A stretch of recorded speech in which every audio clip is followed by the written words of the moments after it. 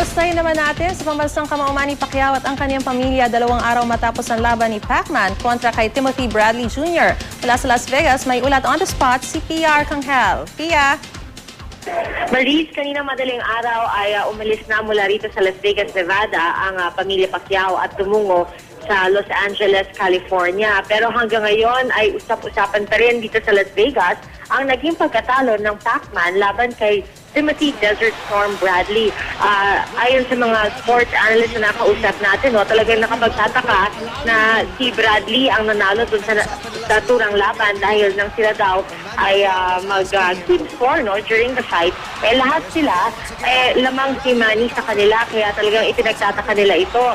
At maging sa mga pahayagan, ay pinag-uusapan pa rin ito. Kanina sa pahayagang USA Today, nasa front page ang storya tungkol sa pagkapanalo ni Bradley at nakalagay doon ay talagang the boxing world is asking for an investigation. It is dismayed actually. Yun yung nakalagay doon. Dismayado ang boxing community sa naging resulta at gaya ng ating una nang naiulat ay sina Freddie Roach at Bob Arum ay humihiling ng investigasyon, bagamat aminado naman sila, naribihira lamang na may nare-reverse na desisyon pagkatapos humiling ng isang investigasyon. Maris? Oo, Pia, meron na bang balita kung kumusta na yung sinasabi ni Coach Freddie Roach at ni Bob Arum na paimbestigahan nila sa National o Nevada State Athletic Commission yung naturang resulta ng laban na yan?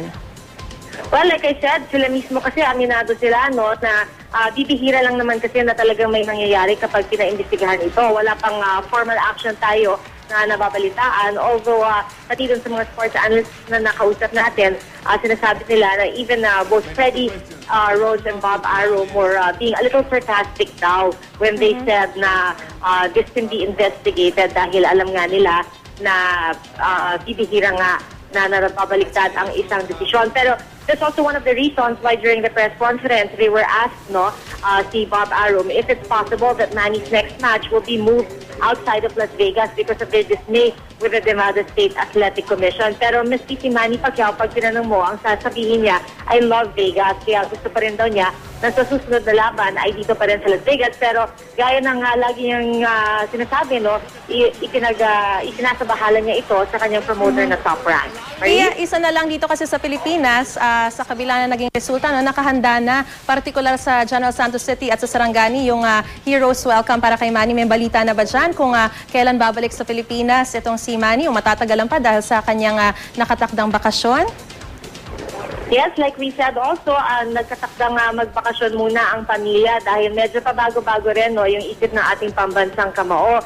Alam natin na bakasyon ng kanyang mga anak, gusto nila itong samantalahin at bali-balita rin na gusto nilang pumunta ng Jerusalem. So, gusto nilang magkaroon ng isang Holy Land, o trip to the Holy Land. So, sabi nila, isa sa mga posibilidad ay dumiretso sila mula sa Los Angeles, papunta na sa Jerusalem. So, pero as soon as meron tayong balita, ay agad natin sasabihin sa inyo, Marie. Alright, maraming salamat, Pia Arcangel.